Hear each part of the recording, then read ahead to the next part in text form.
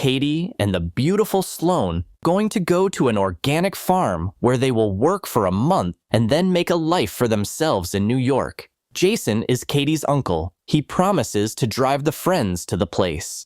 On the way, they stop for the night with their uncle and his fiancée. Sloane suggests that they use beautiful fake names. She will call herself Heather, and Katie will call herself Ripley.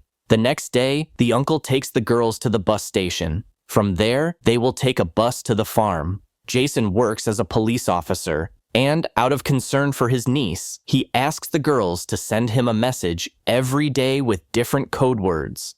The first of these words is apple. The bus is due to arrive in an hour, so the girls decide to wait in a cafe. Two local guys notice the beauties and sit down at their table. The guys tell them that they are brothers and their names are Jed and Lucas. At the same time, the girls introduce themselves with fake names. The brothers offer to take their new friends to the farm. Katie refuses at first, but Sloane persuades her to agree. The friends get in the car, but the boys suddenly drive past the turnoff to the farm and stop only at their house. The girls are very tense, but when they see the brothers' elderly mother, they relax and agree to drink tea. After that, they are promised a ride to the farm. After taking a few sips of tea, the girls realize that they have been spiked with sleeping pills. They try to run away, but the two brothers quickly catch up with them and bring them back to the house. The friends regain consciousness, and they are already chained to two containers in the middle of the forest.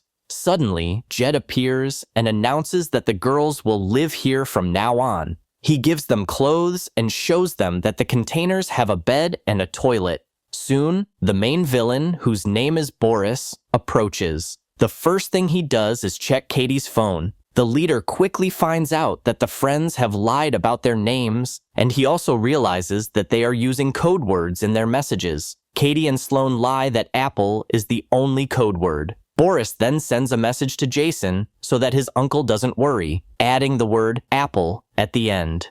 The brothers tell the captives to take a shower, but then Sheriff Boris suddenly appears with a gun. The girls are convinced that salvation is near. They run to the policeman, but he turns out to be a corrupt cop. He gladly licks and takes Katie to a container to take rough advantage of her. When the sheriff leaves, Sloane can't calm her friend down for a long time. Jed and Lucas bring the next client to the prisoners. The man looks at the girls and chooses Sloane. He locks her in a container and turns out to be a real scoundrel. Meanwhile, Jason receives messages with the same code word. He realizes that something is wrong. Jason calls the farm and finds out that his girlfriends have not arrived. At this time, a third client is brought to the captives. They put bags over their heads so that the girls can't see the man's face until he puts on a pig mask. The man chooses Sloane again. The third client turns out to be even more cruel, and the girl sobs a lot after the scoundrel leaves her alone.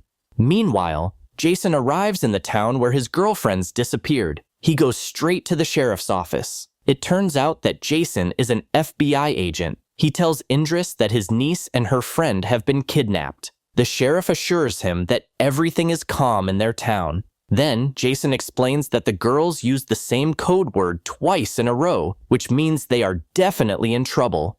After the FBI agent leaves, the sheriff warns Boris that they are in trouble. Boris immediately goes to the forest and tells Jed to eliminate the girls and get rid of their bodies, just like they did with the previous girls. Meanwhile, Jason doesn't trust the suspicious sheriff. He goes to the same cafe where he left his two friends. The agent asks the bartender, who accurately describes the car in which the two guys took the girls. When the villains leave, Katie tells her friend that they want to eliminate them. Suddenly, the two brothers appear with the villain. Soon, Jed and Lucas go into town for more victims, while the villain stays behind to look after the captives. Katie, realizing that this is their last chance to survive, tries to seduce the man and tells him that she really likes his rudeness.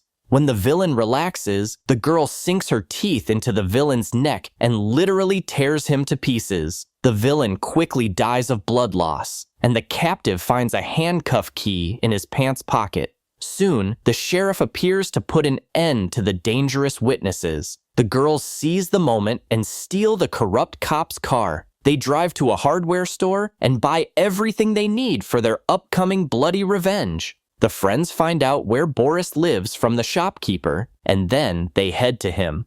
At this time, Jason arrives at the insurance company and lies to the employees about the blue car hitting his car and disappearing. He does this in order to find out Boris's home address.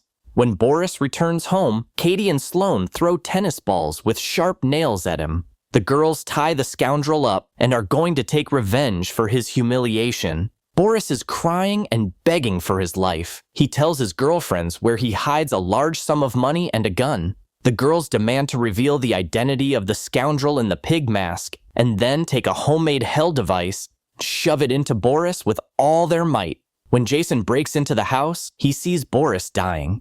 The two friends are long gone. The agent takes the wounded Boris to the hospital, but he dies from blood loss and internal injuries. The sheriff soon informs Jason about this. Then, the uncle calls his niece once again. Boris points his weapon at him, realizing that he has foolishly revealed his crime. Katie and Sloane stop at a church and see a familiar cross tattoo on his arm. They realize that the masked man is the town priest. When he finishes his work, Sloane takes a bat and enters the church. The girls get into a pickup truck and drive somewhere for a long time. When they get out of the car, we see that the pastor has been tied to the back of the car all this time. The girlfriends pour gasoline on the bastard, set him on fire, and drive away. The sheriff grabs Jason and drags him to his house. His employees also found him 2 new girls to play the role of his next victims. Boris is about to kill the FBI agent, but fortunately, Katie and Sloane show up during this. They tie up the corrupt cop and offer him to play Russian roulette.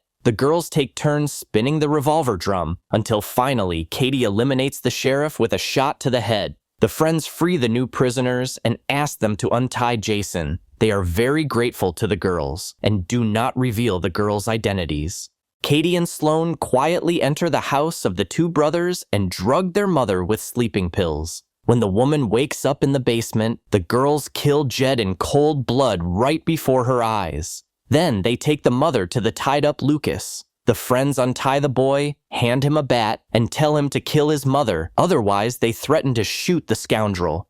When Lucas refuses, the girls eliminate him and put the gun in his hand to make it look like an accident. The woman confesses where she is hiding the money and asks them not to touch her, but Katie grabs the lawnmower and introduces it to the woman's head. Soon, the girls return home. They spend a long time thinking about what happened to them during that unfortunate trip. The girls are very grateful to their uncle for finding them thanks to the secret code, but his help was in vain because the girls had dealt with their enemies in their own way. I would like to say that the villains will remember this for the rest of their lives, but their lives are long over. Having packed their bags, the girls head to New York to finally realize their dream.